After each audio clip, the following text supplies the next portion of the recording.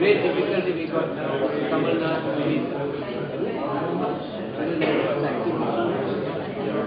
as a Frenchman speaking about Indian democracy, what could be better? I mean, French democracy. When I read Recherche more about and then I like reading this from a non-technical I actually think I spend time in life.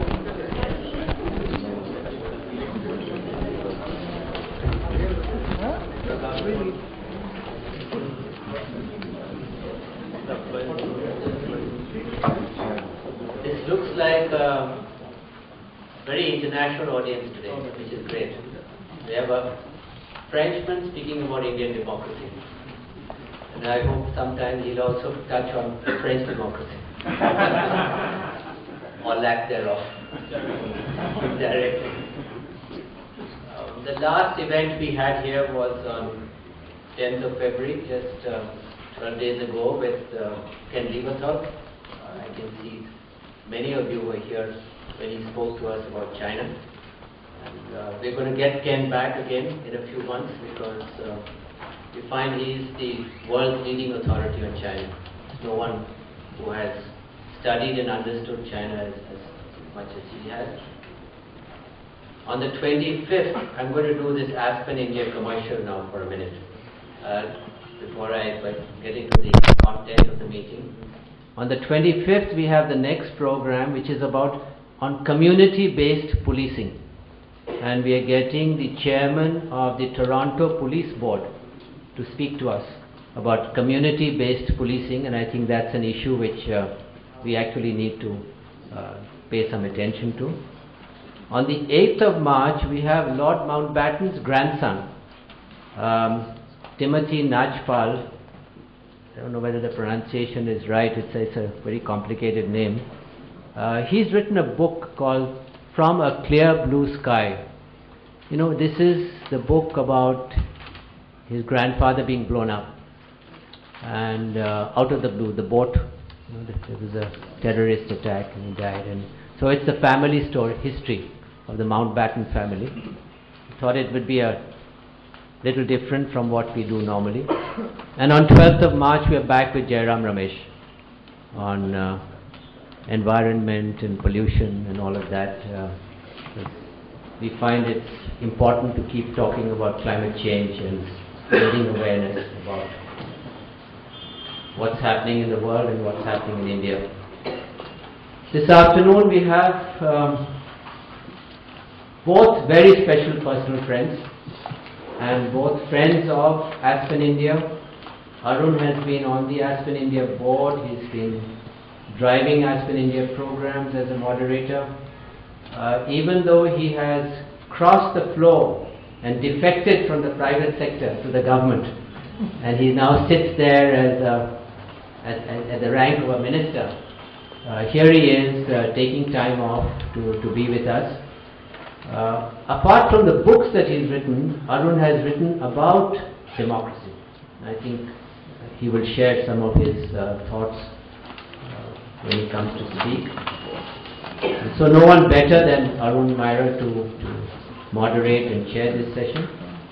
And Christophe Jaffrelot also has an Aspen connection, but Aspen, France, a democratic Aspen, France, not like an undemocratic Aspen, India. And when Christophe and I met last month, we talked about his regular visits to India. Your bio has been circulated to everybody, so I'm not going to read that out. It also sounds like an obituary notice, and you're much too young for that. So we talked about his speaking to Aspen, India, and we discussed different options. And we took this one today about challenges of Indian democracy. Christophe, we hope to have you back again in your future visits to come and speak to Aspen, India.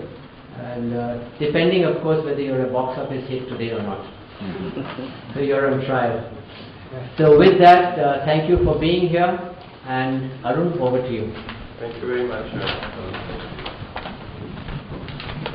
Pleasure to be here with you, Christophe, on the same platform. I was expecting that you'll be making the exposition, the presentation, as I mentioned to you this morning, and I'd have the pleasure of being along with my other friends and listen to you. But I think you so arranged it that I can watch it from here. So we're going to be together. It's a great pleasure. Thank you. I was asked by Tarun to come to this session, and I said, wow, Indian Democracy by Christophe. Yes, I would like to be there. And he promptly, like he is, he puts a little bait and he says, but then you can chair the session. And then I was sort of hooked onto it. I'm sorry I got a bit late today because I was caught in a democratic traffic jam in between the House of Parliament and the Planning Commission. On the road actually, with people going all over. So we have to find our own way very democratically going forward. Tarun mentioned that I have written on the subject of democracy in a very, if I might say, simple way, in a very shallow way possibly, unlike yourself. And the book that he was kind enough to arrange for the CII to launch at its annual general meeting one year was called Discordant Democrats. It was a simple idea. And the idea was that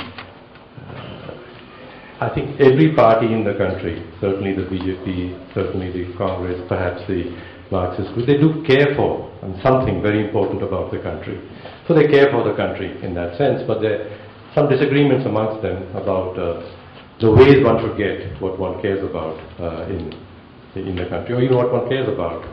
So I suggested that we could be encouraging ourselves to have a conversation of a different nature. So to launch the book, Tarun kindly invited N.K. Singh to launch the book and to have Abhishek Singhvi, spokesperson of the Congress Party, and Arun Jaitley from the BJP to talk about the ideas in my book.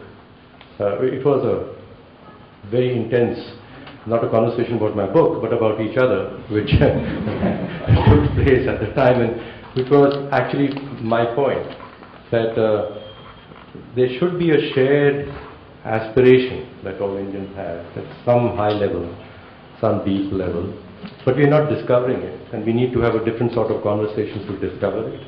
There probably should be 4 or 5 things or 3 things that if we worked hard enough to understand each other, understand India, we would agree that these 3 things have to be endured with, we have to endure with them, make progress along those tracks.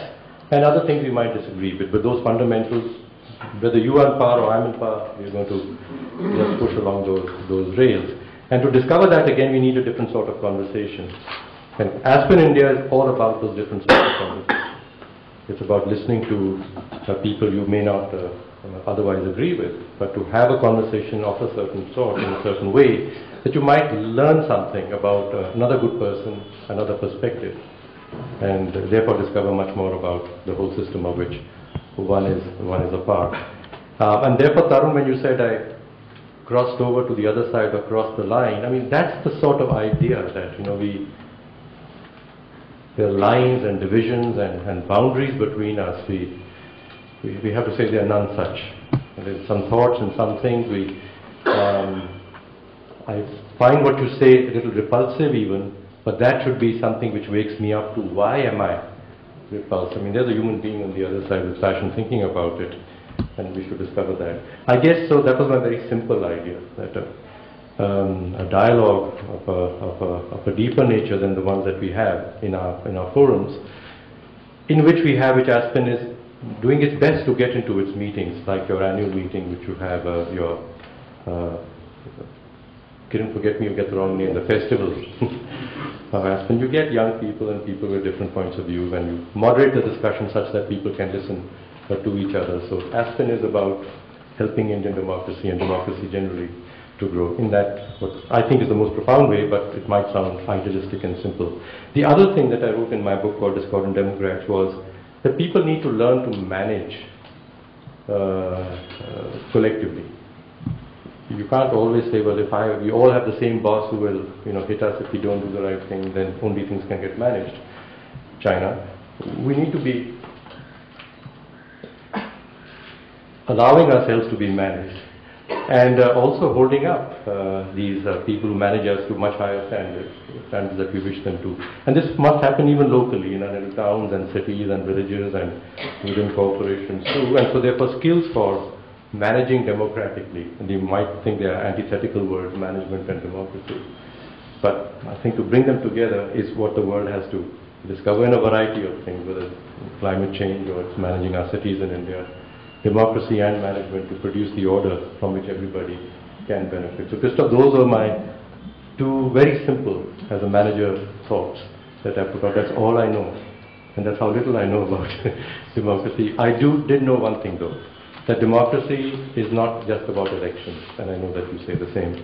It's not just about elections. If it was just about elections, India is the most democratic country in the world. The speed at which we can conduct elections.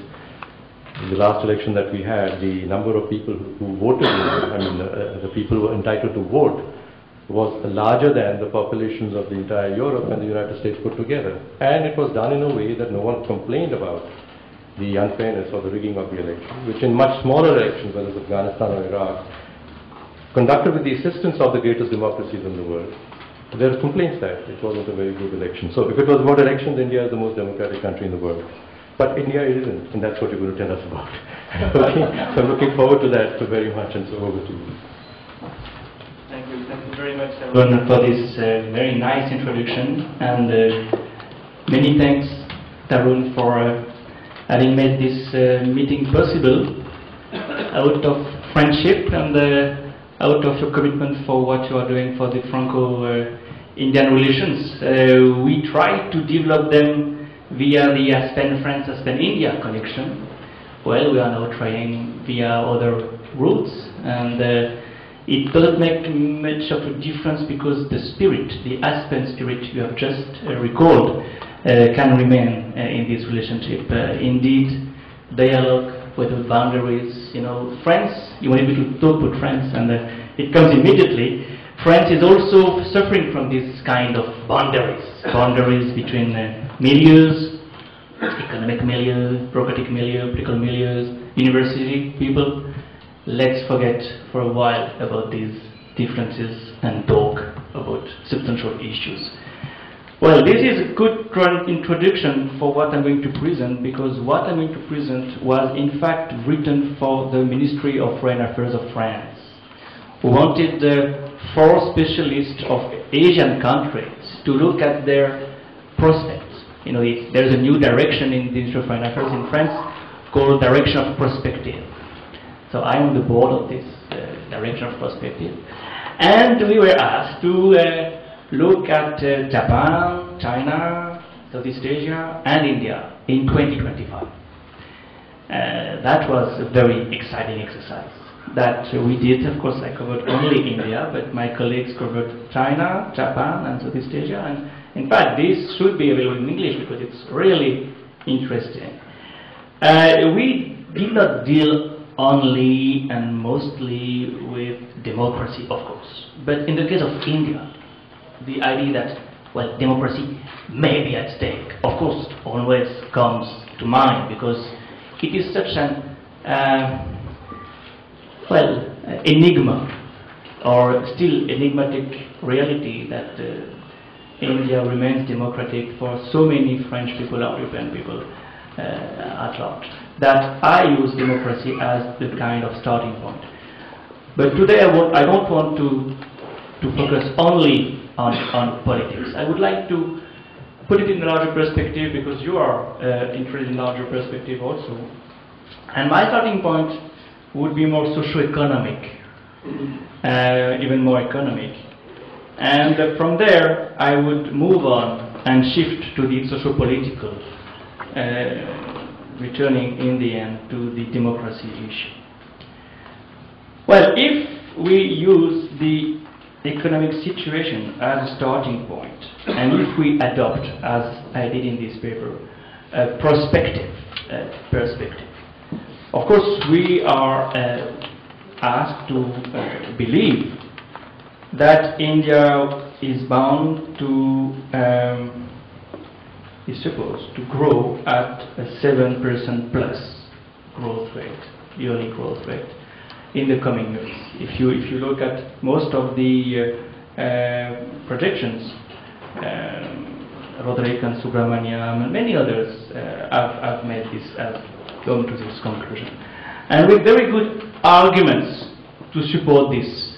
First of all, something that is unique to India, the demographic asset, what we call the demographic dividend, something that all the economists know, but for those who are not economists, let me just recall that we consider that there is a demographic dividend when the age group between 15 and 59 is more important, much more important than the inactive people.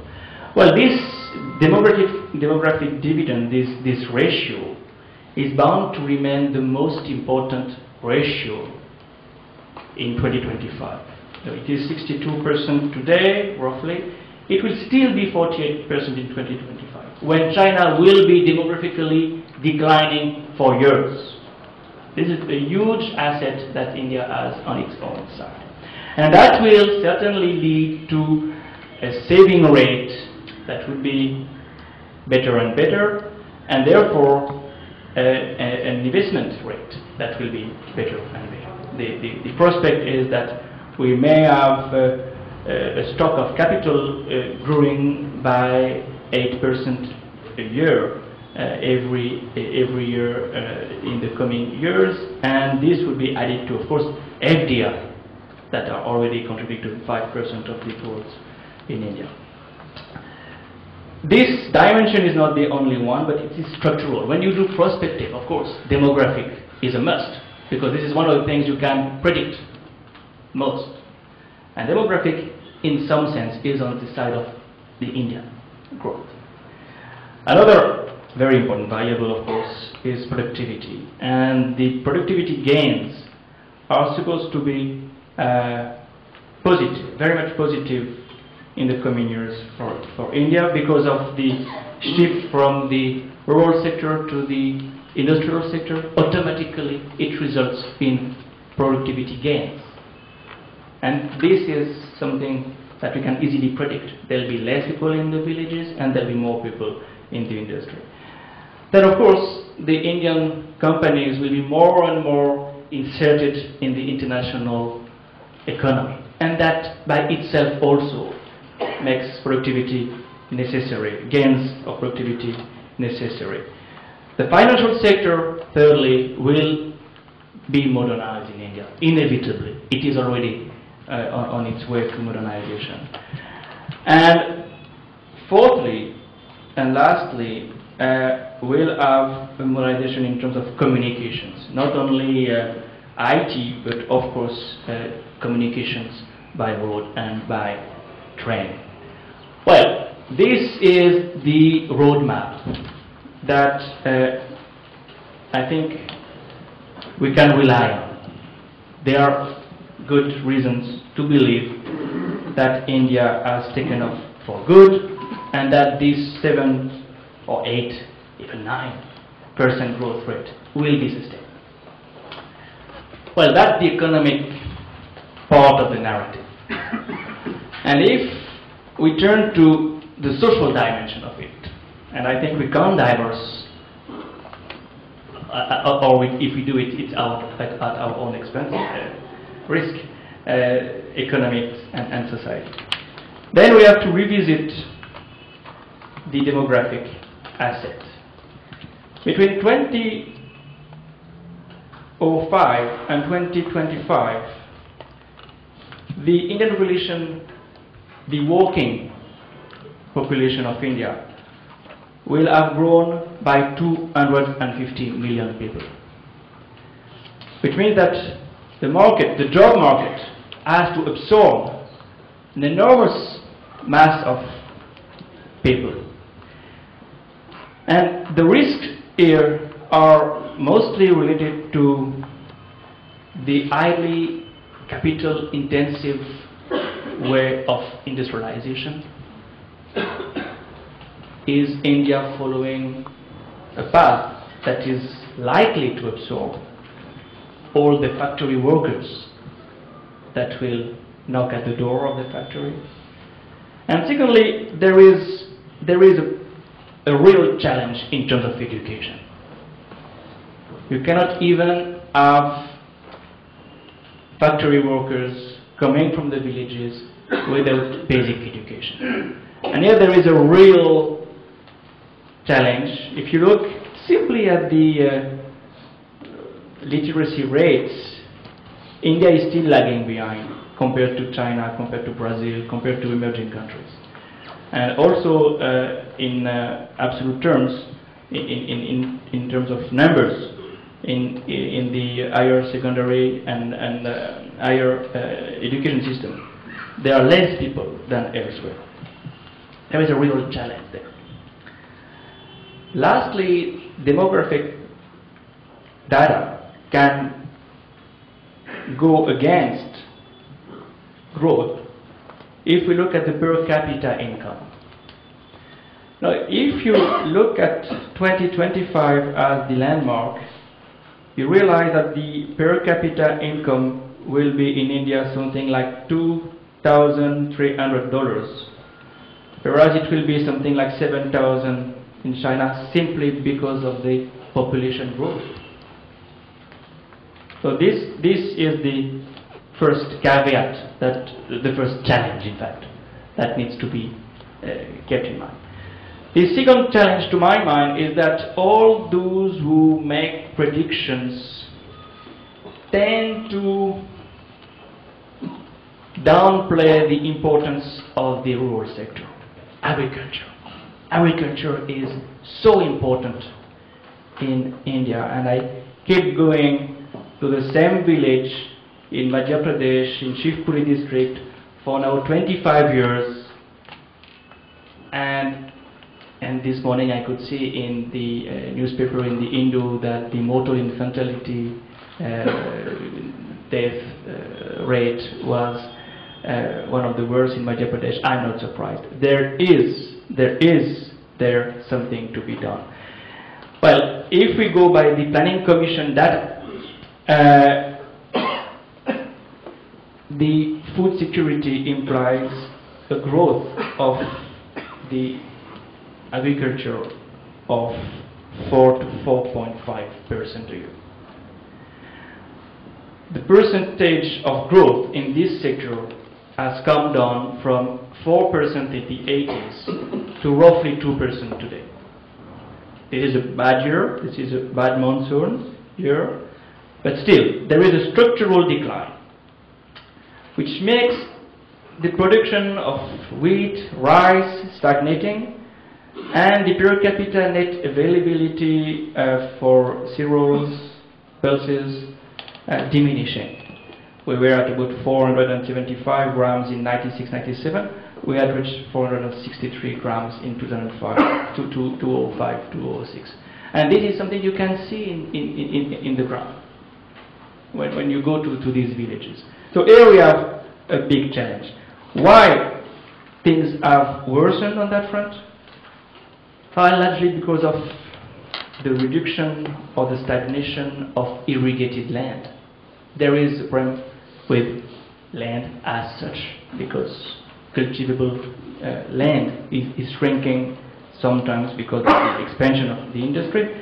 Also, irrigated land is not expanding sufficiently because of lack of investment, because of the power cuts, and because of the price of the fuel for having the pumps functioning. So this is a real challenge that is, of course, I would say re-emphasized by the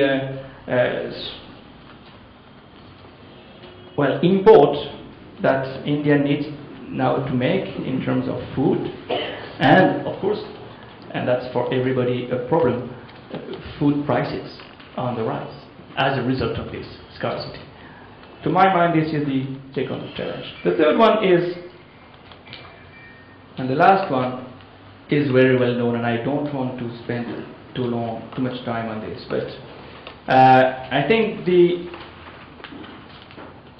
modernization of the communication networks may not be so easy.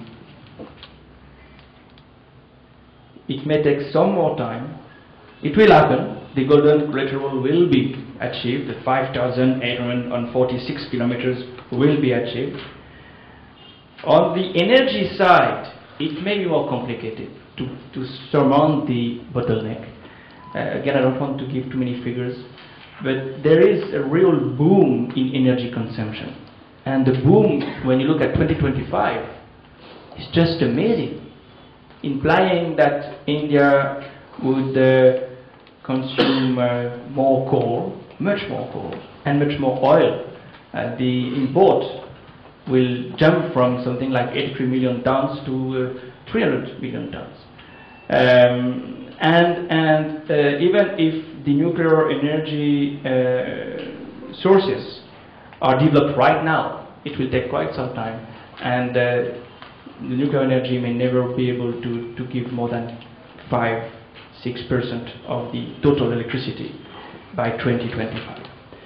In fact, a reform of the state electricity boards might be much more reasonable than so many money involved invested in other sources of energy.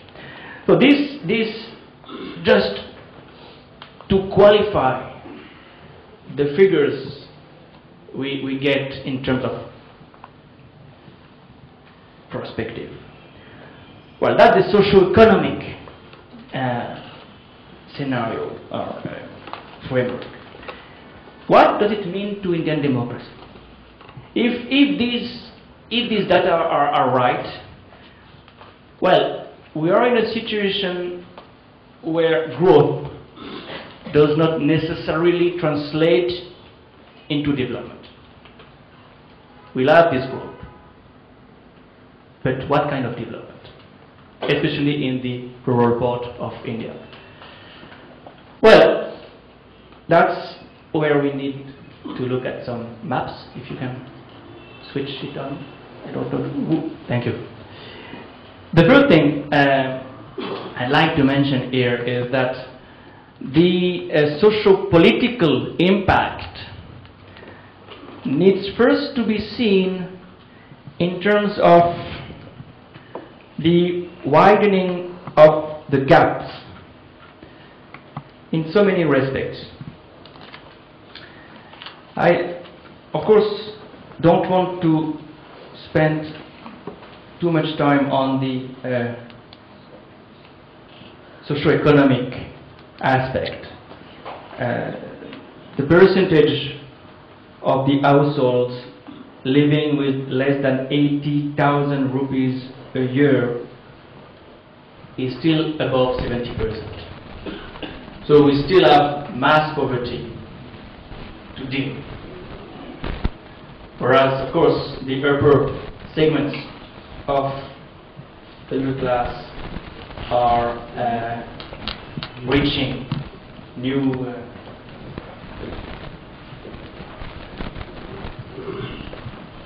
levels, and we can see it. We should be able to see it very soon. Yeah, let me just comment. This is very complicated to read for you because it's too small as it is, but I will just give you one Can you help me with this? Because I can't see the screen. The screen is black.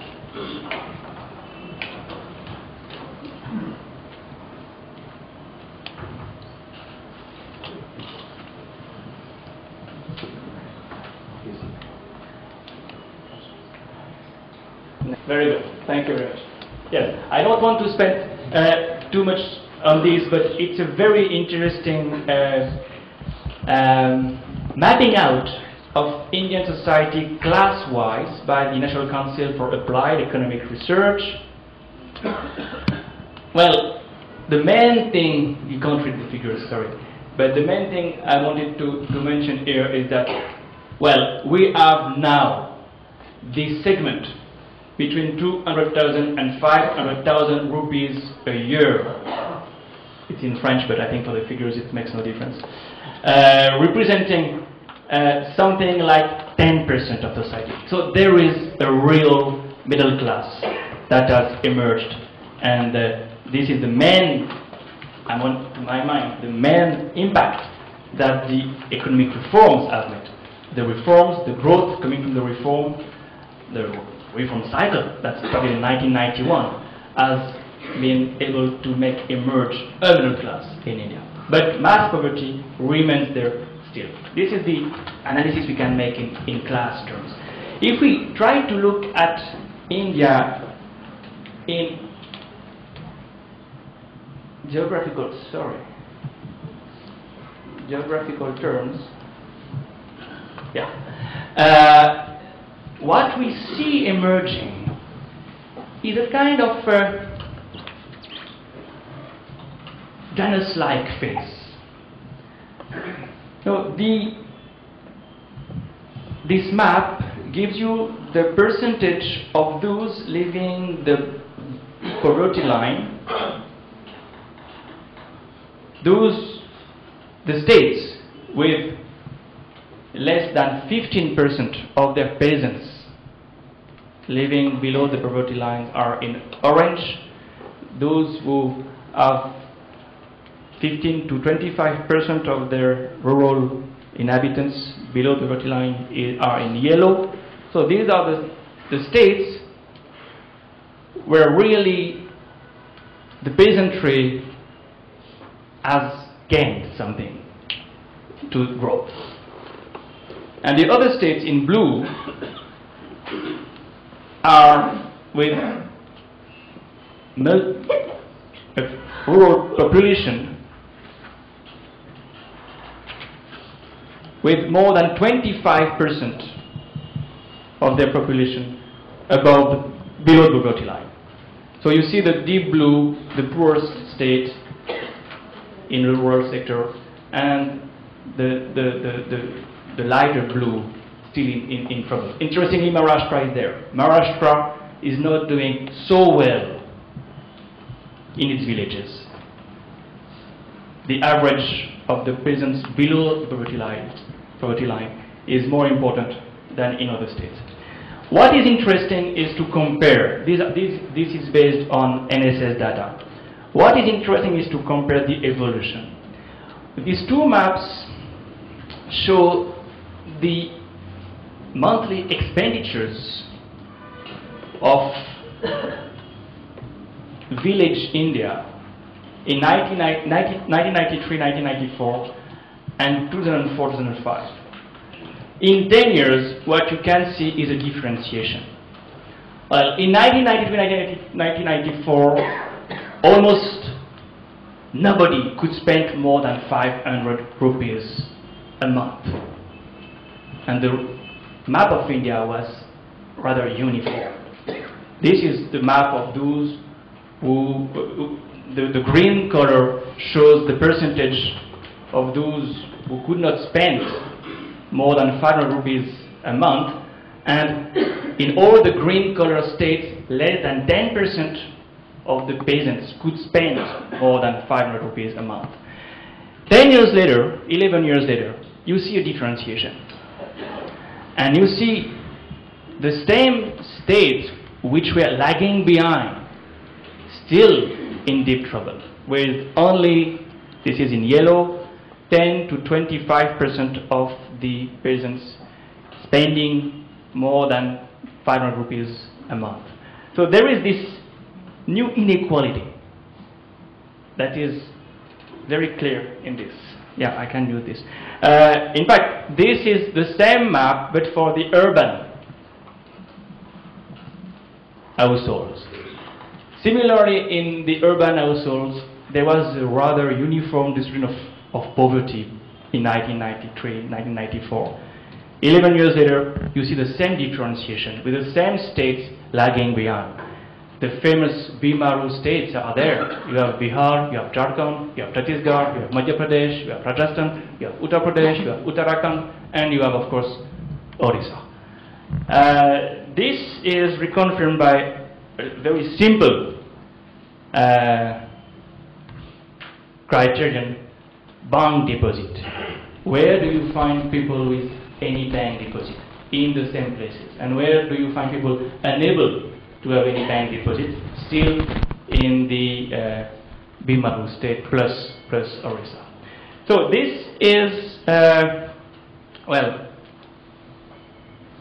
in a nutshell, one of the challenges in social-political terms that has to be faced. The widening of the gap over 10-15 years. A new differentiation. 2 Indias, almost.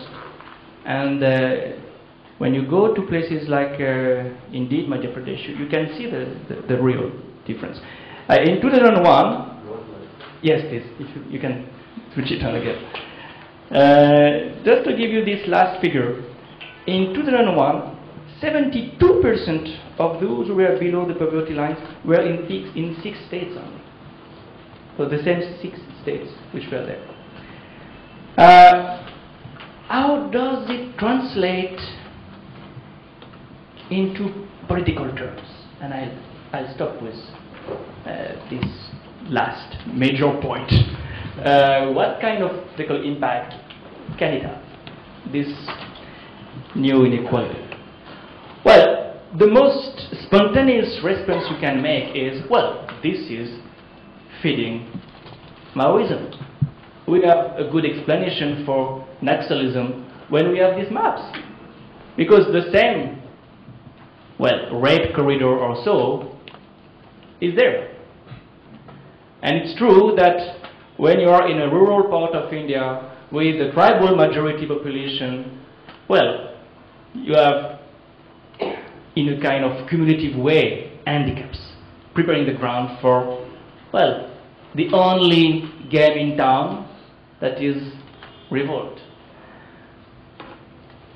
That may be true. I think it's largely true, and it may be why repression of the Naxals is not the solution, because the problem is not the revolt, but the root causes of the revolt. And that, I think that's why something like the Green Ant operation is a non-starter, or may not be implemented to its logical conclusion, because we do know that this is not the solution. It's part of the problem more than part of the solution. But there are other, I think, things that need to be said. Why if inequalities are fostering Maoism, why did we find any real Naxal activities in poorer part of Uttar Pradesh? Well, here I think we have to bring the politics in. Well, Uttar Pradesh has been the BSP stronghold for now 15 years, 15, 20 years. And this has probably helped to diffuse some of the energies who would have been invested in revolt otherwise. And this, to my mind, is a very important ray of hope. There is a kind of generalization of mobilization, of revolt that can be made in the political system. And that that's what I call the inclusive polity of India. India has a very robust, inclusive brand of politics. The BSP being only one of the examples of this inclusiveness. In fact, this can be illustrated in many other respects. Reservations in education, but also in the services.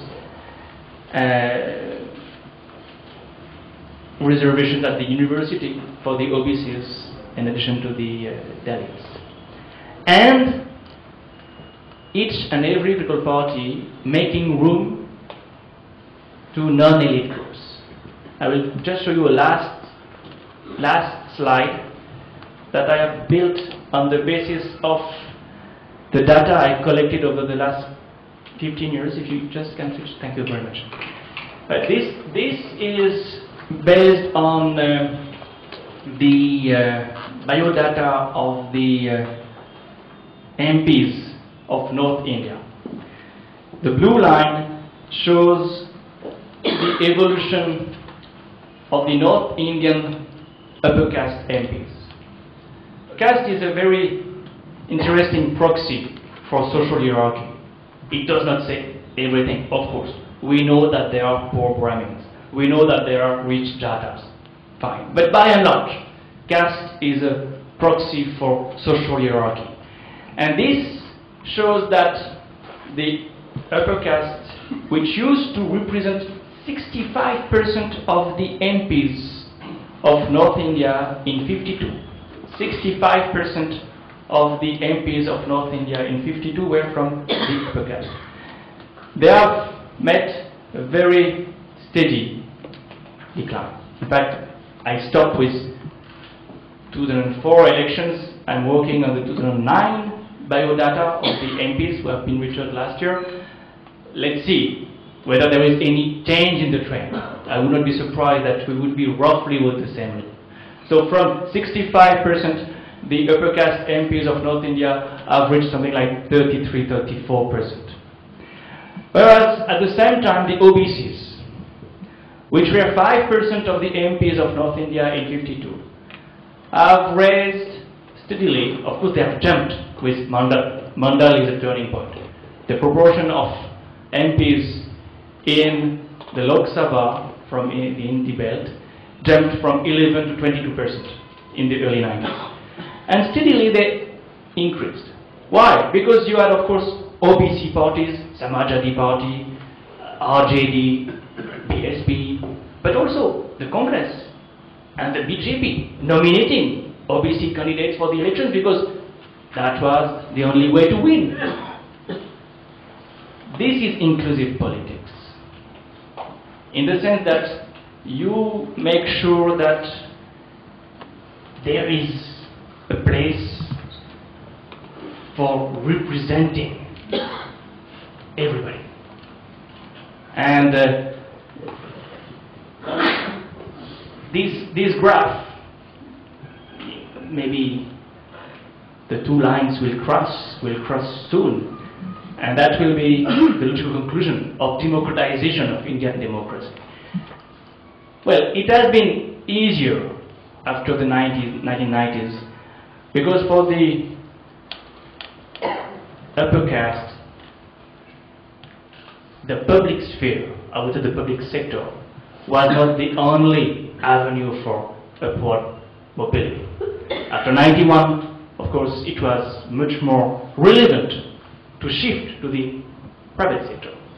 So you had no problem with losing ground there, or losing ground in the PSUs, or losing ground in the bureaucracy, because you had so many other things to do in the private sector after 91. And this is precisely the point I would end with. We have had an inclusive politics that has made Maoism irrelevant in places like UP. How can we have an inclusive socio-economic system? And this is for the corporate sector to think about. reservation may not be the solution. Some better solutions may be found. But if the kind of constraints, tensions I mentioned in the first part of my talk has to be diffused, have to be dealt with in a very imaginative way. If we use the Aspen modus operandi, we have to think about it in a very open mind way of thinking. And that's precisely the little contribution I wanted to make today. Thank you.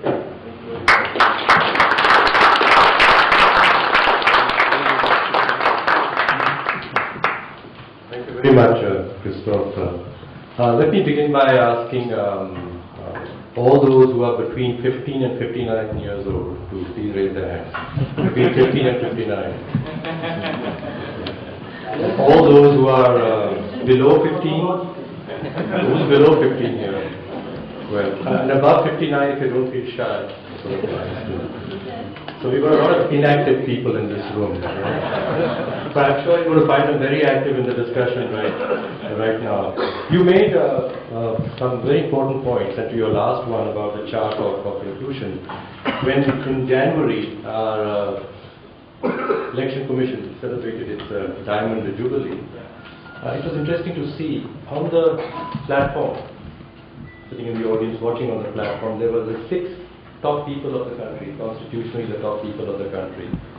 The president is a woman, the vice president is a Muslim, the speaker of the house is a woman and backward class, the prime minister is Sikh, the leader of the opposition in the Lok Sabha is a woman, and the leader of the ruling party is a woman. There's not one male from the majority community in the top 6 in our country today. It's quite remarkable. And just very quietly. From my perspective and yours perhaps. Now you made 4 points. One is the pattern of industrialization. And Tarun and I have been in good discussions about this. You know, with reform, we've let the private sector come forth, and its energies have produced a lot of results, and they're very productive, world-class technologies in some cases, and so on. But in including people in that pattern of industrialization, jobs, entrepreneurship, we apparently, as your numbers say, haven't done that well, and therefore the problem with the 15 to 59, especially the younger part of that crowd that we might be facing. The second, agriculture, child mortality, it is shameful that in spite of all this growth in the last 15-20 years, infant mortality rates remain at 45-46% with no shift. Whereas countries like Bangladesh next to us have gone up by 20-30% improvement in that same period. So it is possible, but we are not getting it. The third, and energy. We keep following the pattern of industrialization and growth that has brought the West to where it has come and brought the rest of the world to this great concern about climate change. We are facing up to a huge problem too. But lastly, that's 3, and the 4th one, which is to do with the Bimaru states and the Naxalism or Maoism and the causes of it. Last night I was watching Be the People on NDTV, and it's the most heated, I wouldn't call it a dialogue at all, not even a debate, most heated, not even a discussion that I've ever seen. The passions are running very high on this subject about what should be done now first before you can do what you probably really care to do, and vice versa, and so on. So I'm sure that's going to come up, but I'm hoping that I won't be put into Barkha's place and to try to manage that other heated discussion in this crowd, and I'm sure you will help too. Yeah? Okay, now we're going to throw it open, and I'm going to invite this please.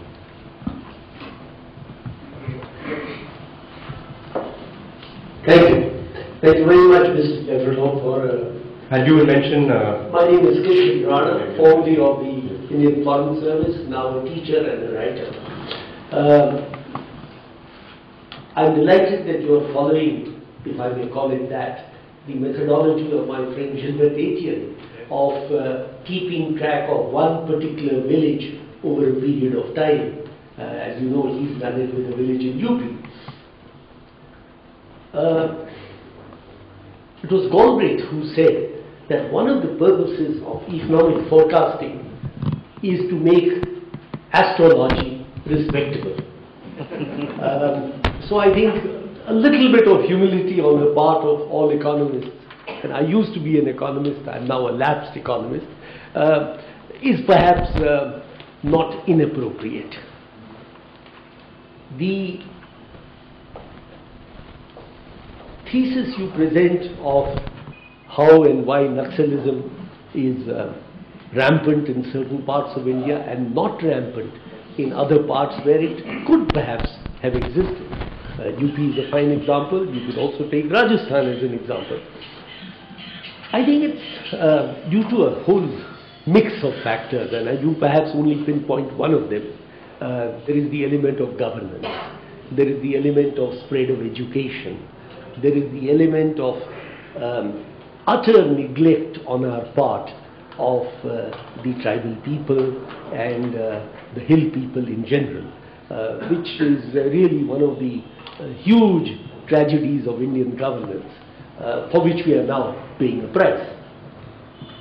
But you almost end on a terribly old-fashioned notion of the urban-rural divide. I would submit to you that in many parts of India, that divide is now becoming pretty porous, and there is a kind of transformative change taking place in the rural parts of India. It may not be so visible today, and one day somebody will wake up and say, gosh, things have changed a lot faster than we imagined.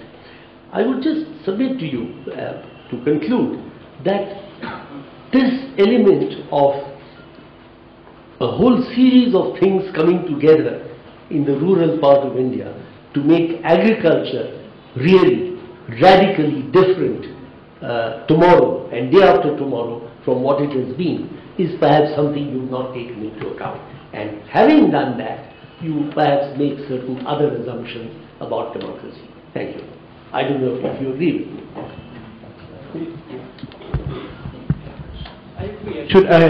I could and I should pay more attention to, well, the places where rural India is really developing. And there are many places, the usual places, Punjab, of course, the sugar belt, Maharashtra, the sugar belt also in UP also.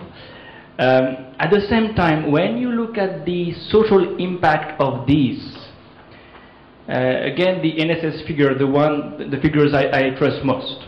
I must say I've tried many, and the consistency of the NSS, to my mind, is remarkable. Even though sometimes they change their criteria, but they say it plainly. And if you go by the NSS data, you find a very, well, disturbing indication. What we call the rural middle class is minuscule. The rural middle class is really minuscule. It is there is one, but at an all India level, if you go by the aggregate that they gave in the early 2000s, and I think it is still relevant, you had at that time only 6% of the rural people who could spend more than 1,000 rupees a month. 6%. There were 38% of the urban people who could spend more than 1,000 rupees a month. So there is change, there is some change. And maybe that can be a good idea. We could rely on these entrepreneurs. We could rely on these leading people. Then the question may be, what should they grow? What should they grow for the country to prosper? Should they grow baby corn and little tomatoes for the global market? Or should they grow pulses for the belly of the poor? There is, I put it in a very provocative way, but I think the question should be, if they are this entrepreneurial, how can we use their energy for the better of the country at large? So there is it, I agree.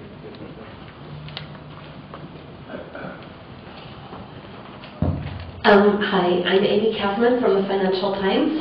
I wanted to ask you, in the map you showed that, I mean, certain states, especially in the south, have had so much better outcomes in terms of reducing rural poverty.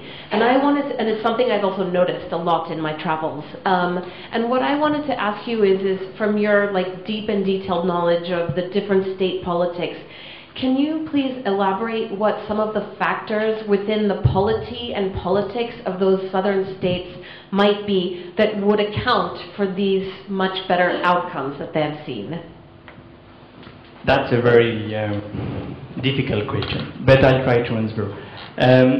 Well, for explaining such a strong difference, you must go back in history, and you must look at very heavy variables. You know, the southern states were lucky to have the Rayotwari system rather than the zamindari system in many places, and that was easier when you were not under the authority rule of a zamindar or any ruler.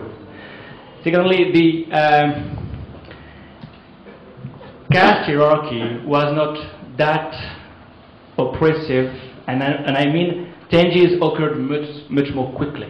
You know, the anti-Brahmin movement in the Tamil area in Mysore, of course with the Idzavas in Kerala. No, the emancipation, which makes that entrepreneurship become something of the Nadars also.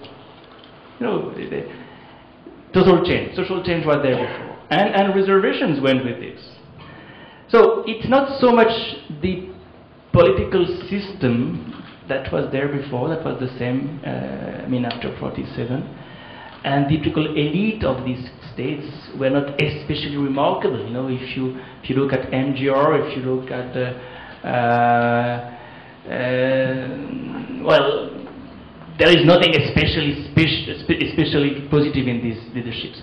But the social structures, in a long durée kind of perspective, help a lot. And it's true that today this is the shining India. If there is a shining India, it is in that part of the country, the south and the west. And when you look at the west, you must cut Maharashtra into two parts. Well, you have to put Nagpur on the west, but the rest, Vidarbha, is not in a very good shape. I'm Anup Bose. I'm an advocate of the Supreme Court of India, advisor to Tata Consultancy Service. I also advise the All India Organization Imams, which is the largest Muslim organization in the world.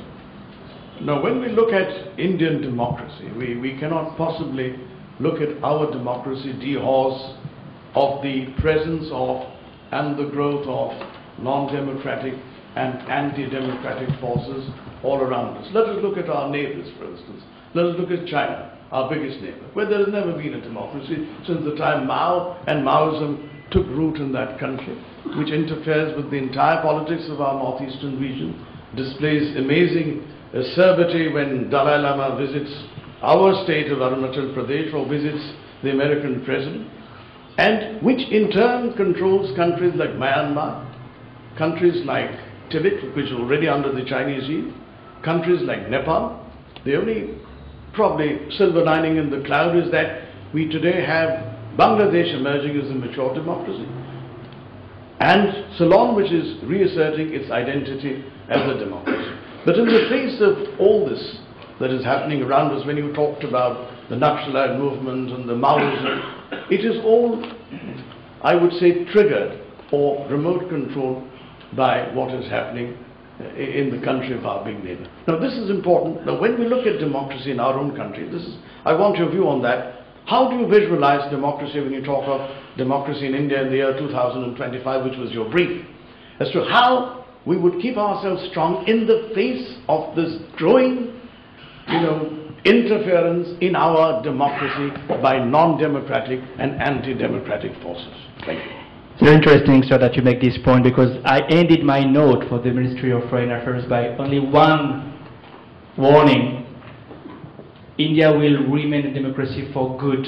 We don't need to worry about it in 2025. It will be there, except if foreign interferences really push the country back to the wall. Now, that could be, in addition to what we have mentioned in terms of inner tensions, the real factor that may make this democracy derail somewhat. I did it also with Mumbai in mind. If you have 2, 3, 4, 5 Mumbai, you ended up with a security state. A security state. A state where democracy is much less important than security. And security, we know, is a good excuse for any encroachment on liberty. You would have not only POTA, but you will have many more things, many different things. So that would be the only external impact I would consider as very having a bad potential. Well, let's hope that Mumbai was the only one that India will have to face. But to become a security state is certainly one of the worst things it can happen to a democracy like that. I'm Christian Khanna. I run a non-profit organization in Bombay. We work on transformation of India. Sir, excellent presentation. I have a very pointed question. What, according to you, is the state of poverty today in India, and on what matrix is it measured? I mean, what is the qualification or definition, or rather, what would be the international definition of poverty for developing countries in terms of rupees per year or per day, and on what purchasing power parity, you know, the PPP, on that basis today say 45, 46 rupees is the dollar. So on PPP the dollar becomes what, 10 rupees, 15 rupees, what is it? And the last question is a very short question. What is the one thing which India has to do in the next 20 years to see that our democracy becomes absolutely robust and the economy flies? 1 point program. 1 point program. Well, you are used to 15-point program, 20-point program, 1 point program. You can include and have everybody around the table to decide how we can move forward together. If you do not do that, then you take a risk. And my fear when I talk to middle class people is to hear, oh, we don't know whether we will go to vote, why should we vote? No, I made an article on this. This is a risk. You may have good reasons for not going to vote because the system has become so rotten that your vote makes no difference. But then you have really to rethink the system, not to be in the margin of the system. You have to repair the system. Because if this parting of the ways between those who are in the fray in a populist manner and those who are in an AC room, that would be precisely the contrary of the mindset I mentioned. To interact, to sort problems together. On the first point, I don't want to be too long. On the first point, it's a technical point. I would like to refer to what Himanshu has made to redefine the poverty line, which is a very, very interesting work he did. In fact, he did it at the CSH Bartley, the French Social Sciences Institute. Because, you know, we need to refine this poverty line business. And at the same time, as social scientist, I would add, well, the economists are fine, but do you think about the mind of the people? It's not only in absolute terms that you measure poverty, it's also in relative terms. Many people have not declined, they have just stayed where they were, but they feel they have declined because others have gone up. And poverty is a relative, subjective matter as well as an objective, measurable data.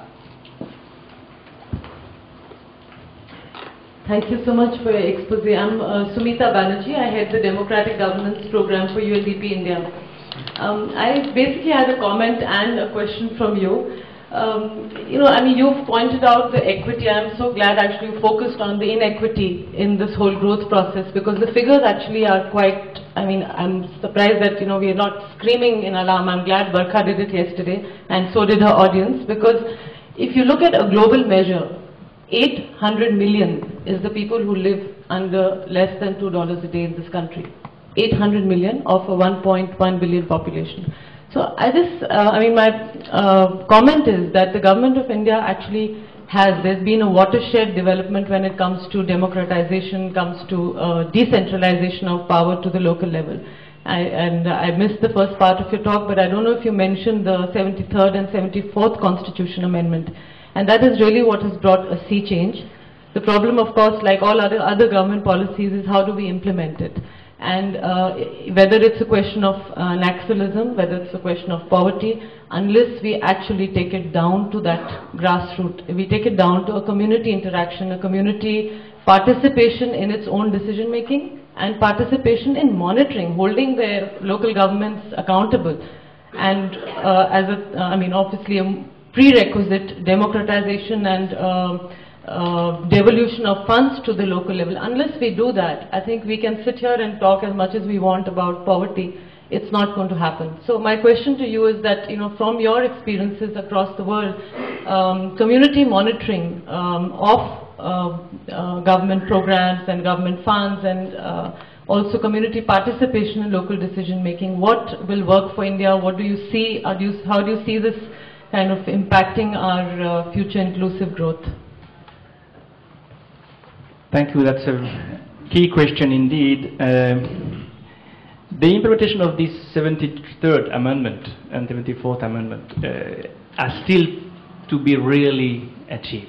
Because when you look at the ground level, the Panchayati Raj system is there. And in fact, elections are meaningful. You have also inclusion at that stage. Now you have OBCs, SCs, women. And not only daughters or wives or sisters, but really politically conscious women. The problem is that these people do not manage the local business. It's not really in their hands. The bureaucrats are still more or less in charge. So the governance problem, we face it sometimes at the state level, but it's much worse at the local level. Here, I don't know whether party politics is the solution. To have elections on a party basis at the village level may not be the ideal solution. If we go back to the kind of ideas we're entertaining, that, to be together in sorting out problems may be a better way of doing things. Because you have factions unleashed at the village level, and then it becomes really difficult to manage. It becomes sometimes just not manageable. Maybe that would be a very interesting change to return to non-party based elections at the village level.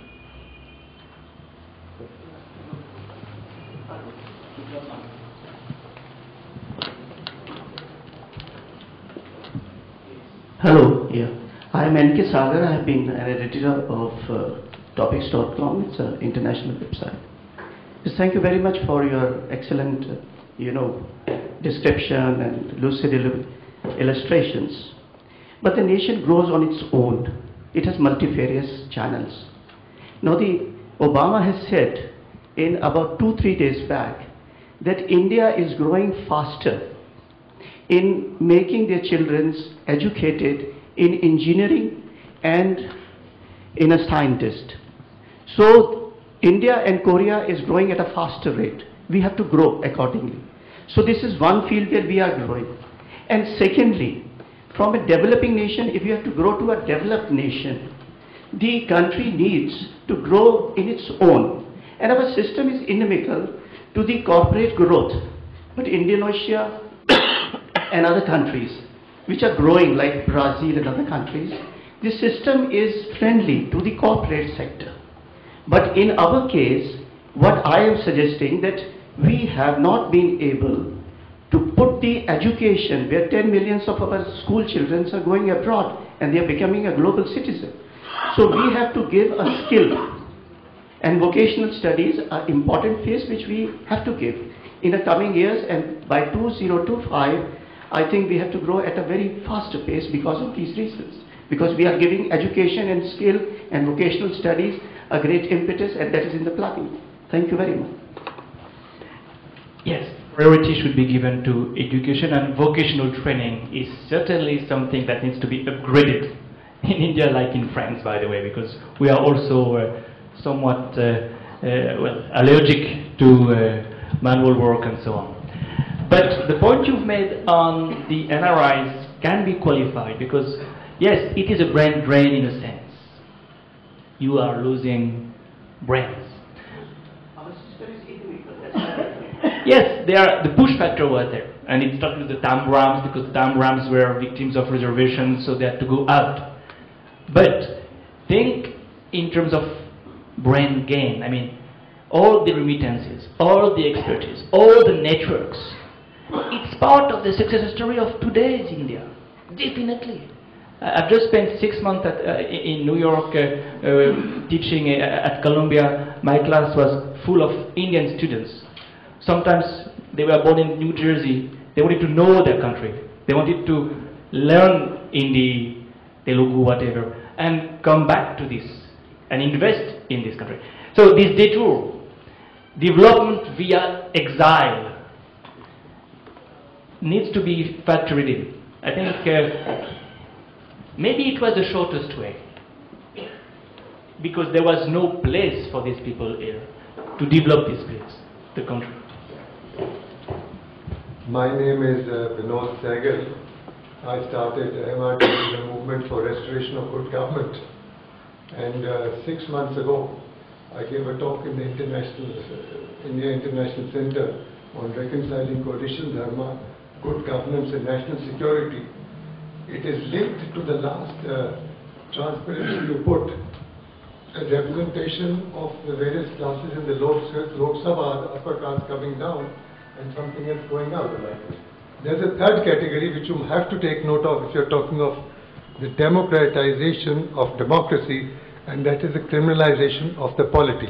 With each Lok Sabha, it keeps going up. In the Lok Sabha, it is now 153 with criminal backgrounds. If you cut out what people say are frivolous charges or opponents, serious criminals is now between 50 and 20%. If you take the state legislatures, it is 35% in some cases. And the remark I made in front of the former Chief Justice Verma of Supreme Court, that today in the electoral college that elects your president and vice president, they have the combined strength to put into the Rashtrapati Bhavan, the president's house, a person with antecedents that are questionable. I think this is a factor you have to keep in mind. Yes, and indeed, democracy is not election only. Rule of law, in fact, is a key element. And I agree, sir, we have reached a point, I hope it's at the point of no return, when we have now in the assemblies, state assemblies, Lok Sabha, people who do not deserve to be there because of the charges against them. It's a mystery for me that India remains so much obsessed with law, with right, with so powerful lawyers, with such a Supreme Court, with such an election commission, and at the same time, the people sitting in the assemblies and drafting the law are criminals. Here we have a disjunction that, of course, I can explain, but I can't really reconcile myself with the prospect. For one reason, when you let the rule of law going that way, you alienate those who would be part of the system otherwise. And you take the risk of not having elections anymore. Because in the end, the system itself can become so dysfunctional. That's a key element. And that's why citizen movement, I mean, citizenship is rooted in this also, in protest against the criminals.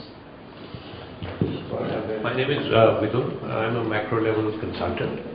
In your experience of watching politics, can we say that we've evolved to something which is common amongst all states, and that is a controlled democracy, the degree of control differing from state to state? That's one question. The other is the Ministry of Panchayati Raj, which has been formed recently, or might have been formed earlier, I'm not sure of that, but is that a right step in the direction of progress in all spheres? Well, my friend Manish Shankar Iyer did a good job there. I can't say more. Yes, it's a good thing because it's bound to help the local government to take shape. On your first question, what do you mean by state when you use the word state? I'm saying any country, for example, which has a political system. Yeah. Now, have we evolved to a common political system? And that common political system is a controlled democracy with a degree of control different from, say, China and India. All right, if you mean state for country, I understand, because state is sometimes confusing as a word. I understand your point. Yes, controlled democracy, yes, in a sense, in each democracy, I don't mean China. Let's compare democracies. Any country. No, but I prefer to compare democracies because we can't compare everything in that case. But in each democracy, you have some control that is now in the hands of the executives. Okay. Be it the US, be it any European democracy, be it India. You do not decide about the economic policy, about the foreign policy in parliament anymore. The parliament has to be consulted, and in India more than elsewhere, by the way. The Americans were amazed to see that the nuclear deal was so difficult to pass in the Lok Sabha, because, well, it's not usually an issue you discuss to that extent in such an arena. Well, Parliament still plays a role in Indian policies, but for the economic policy and for the foreign policy, it comes very late in the day. Experts are doing the work, and that's controlled democracy in a way everywhere. But it is a managerial brand of democracy. When we say that we need something at the crossroad of democracy and management, to my mind, that's what we mean. We have to go forward because the world is going very quick. So you need some control, you need some parliamentarian control, but you need some management. Just to answer you here, we have a lot of services in India, Indian Administrative Service, IPS, IFS. Are you suggesting that we should have a India Neta service? I mean, which is something. Why not? I'm Dr. Kashyap. I have seen the effect of reservations in medical education, both in North India and South India. I'm not sure. Sorry, take that one. Actually improve standards of medical care.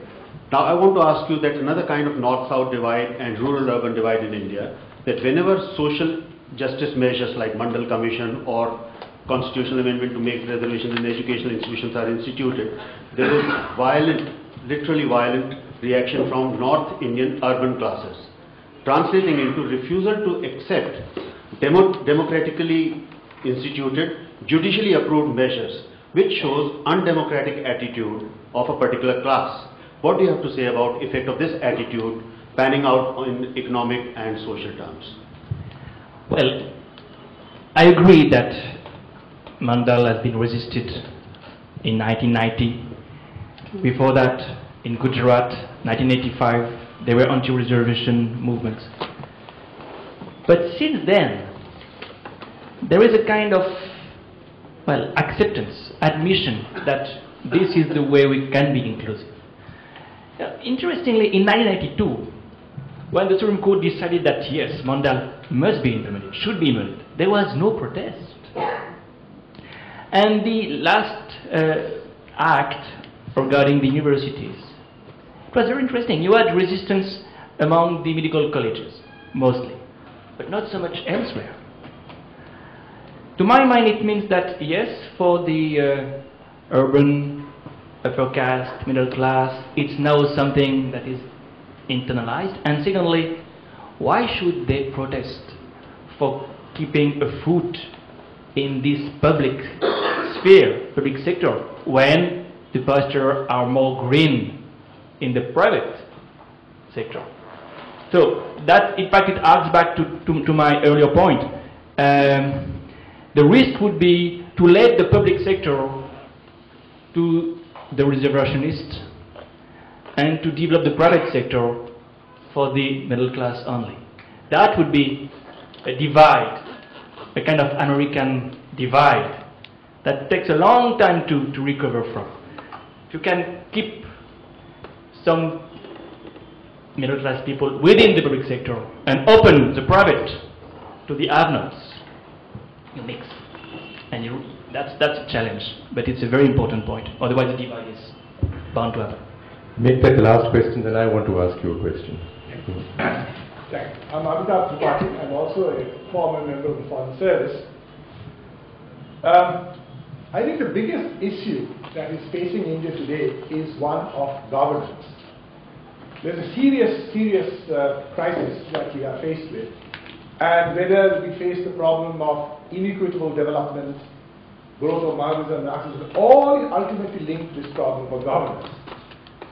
And unfortunately, the way in which the democratic institutions in this country have developed over the years, and we have had something like 15 general elections of which we are legitimately proud of, it is virtually impossible for a politician to contest whether at the level of the state legislature or at the level of parliament, unless he has huge funds at his or her disposal. Now, very few Indians have that kind of money which they have inherited or have earned through their own professional expertise. They need funding from some source. Now, nobody is philanthropic enough to fund a politician without any ulterior motive. That being so, Indian democracy becomes primarily flawed because the very people who are getting elected at various bodies are beholden to somebody or the other whose agenda would not necessarily be the common good. So we would like to know how we face this challenge. That's a huge challenge. First, yes, governance has become the key issue. Great, fine, I agree. But as a result, you see now chief ministers thinking in terms of governance more than before. Now, the last elections have shown that the anti-incumbency reflex has gone when some governance was there. And that's interesting. Nitish Kumar in Bihar, Chauhan in Madhya Pradesh, well, and on Dixit in Delhi. These people have been re-elected partly because of some governance. There are many other reasons, I agree. But it's there, more than before, I think. Well, how do you cure how do you solve this huge problem of money in politics?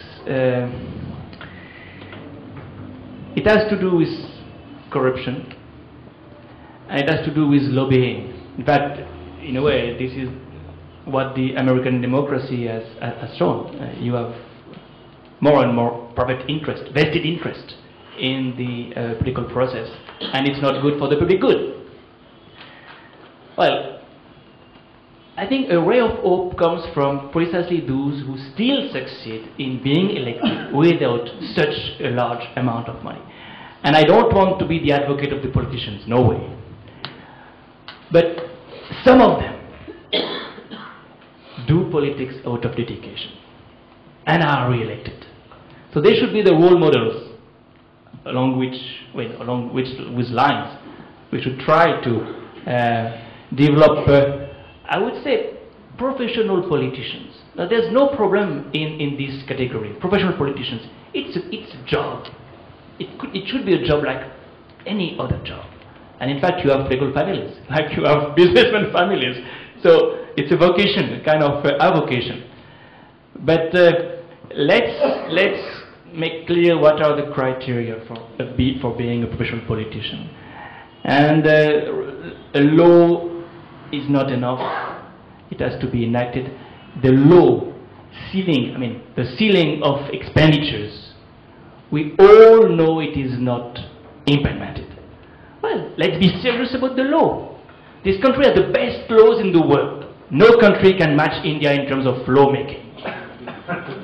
Let's implement the laws. If you implement the laws, well, for sure you'll clean some of the mess.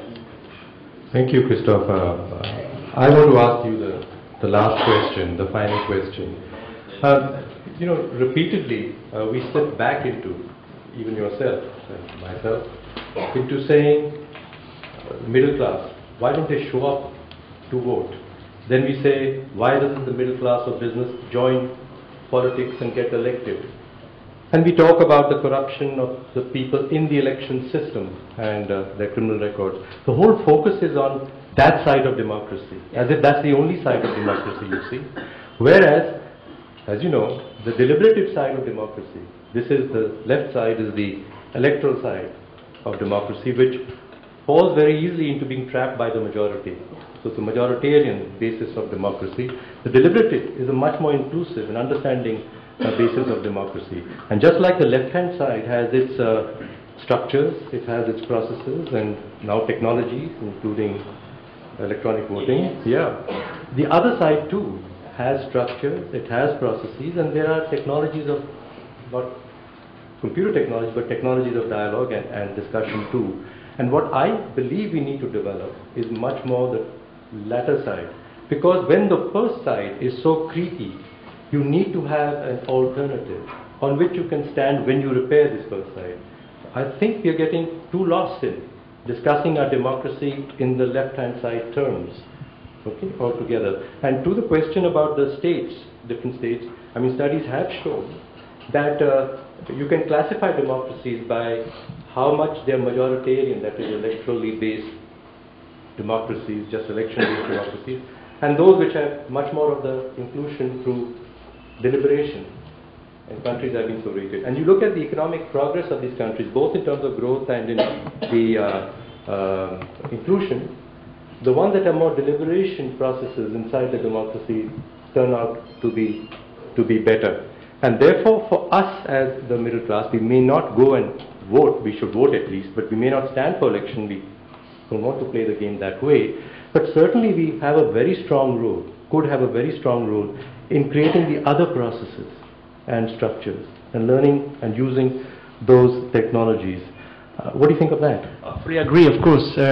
Yes, citizenship, I mean, citizens' movements can use so many channels, and not only the politicians, I mean, the political party-based ones.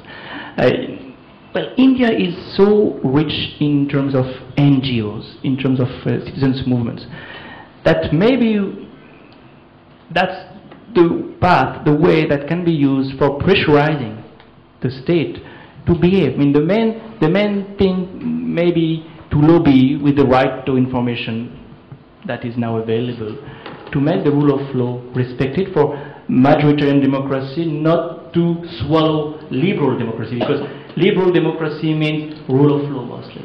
And to transform these NGOs, these middle class citizen initiatives into lobbies, active lobbies, may be one of the ways. No, I may disagree with you there. I think that what happens, we do need people to stand up and advocate and be NGOs or advocating and pointing out the flaws in the rest, including in the private sector, the government and the private sector. We do need that. I mean, we have the media to help us to do that. But that doesn't create consensus. It once again creates a bigger divide actually. What we do need is, let's not call them NGOs, we do need civil society participation, civil dialogue. We're not accusing each other. We talk about the malnutrition subject, which I did get deeply engaged with in Maharashtra and the backward areas. And I found this so sad that the NGOs would not allow the private sector, who have good hearts, good people, wanting to offer not money, but their knowledge and some resources to help manage, to say no, we don't trust you. And by the way, therefore, the business people would say you're so impractical, you just make a noise about the problem, but you're not able to do much to solve the problem. So I'm saying is that we should, in the middle class advocates like yourself and myself and middle class managers like several of us, be able to work together. Yeah. But it's interesting the way you react to my use of the word NGO. It's typical of the way NGOs have developed in India. NGOs have become vocal, sometimes publicity seekers, and it can be otherwise. NGOs could be indeed civil society, could be the building blocks of civil society, but they have become exclusive, obviously. And we are back to these boundaries.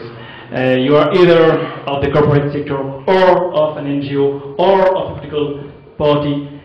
Yes, that's certainly bad. I mean, to find an arena where you can, each of us, bring some contribution. I think this arena has to be national, and it should be the state. The state should be back in that sense. You can't have a parallel structure. So it's better to reform and repair the existing one that was good, that has still so many resources, well, this constitution of India is a model in many ways, but it has been well affected by malpractices. Thank you. And with that, I want to thank you on behalf of this NGO called Aspen, which is trying to bring us all together in different parts of civil society, including now myself. Thank you, Tarun, to across the other side to have back again. And that's brilliant, and thank you.